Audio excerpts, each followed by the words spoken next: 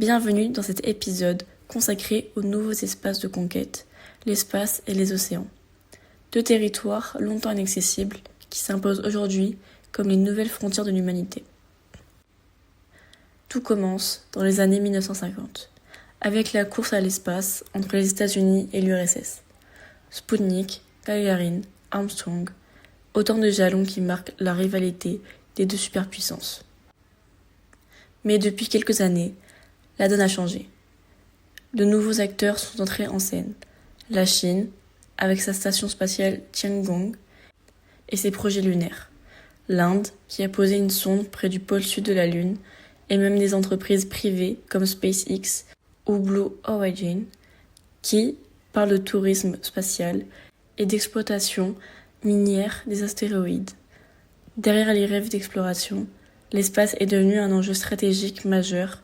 Satellites de communication, surveillance militaire, missiles guidés. L'OTAN en a même fait un 5e domaine de guerre. En parallèle, les océans jouent un rôle tout aussi crucial. Plus de 90% du commerce mondial transite par la mer. Les grandes puissances navales, États-Unis, Chine, Russie, s'affrontent pour sécuriser ces routes et affirmer leur puissance. Mais les mers sont aussi un trésor économique. Pétrole, minerais, pêche. La Convention de Montego Bay, en 1982, a fixé des zones économiques exclusives pour réguler l'exploitation. Pourtant, les tensions persistent.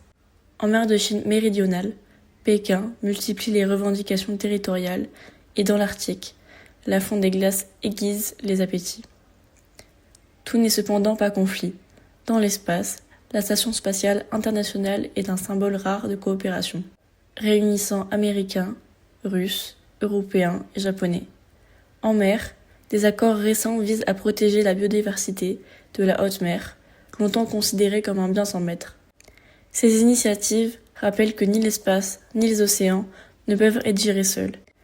Ils exigent une gouvernance mondiale, fragile mais nécessaire. Impossible de conclure sans évoquer la Chine. Dans l'espace, Pékin investit massivement en stations spatiales, satellites militaires, rovers sur Mars. La Chine construit des îles artificielles en mer de Chine méridionale et déploie la plus grande flotte militaire du monde. S'imposer comme puissance globale dans les deux grands espaces du XXIe siècle. Alors, rivalité ou avenir partagé ? L'espace et les océans concentrent les grandes questions de notre temps. Sécurité, ressources, environnement, prestige. Ils sont à la fois champs de rivalité et terrain de coopération. En les observant, on comprend que les conquêtes d'aujourd'hui ne sont plus seulement territoriales, mais planétaires. La question est simple, mais décisive. Allons-nous répéter les logiques de confrontation qui ont marqué l'histoire des empires, ou inventer enfin une histoire de conquête partagée ?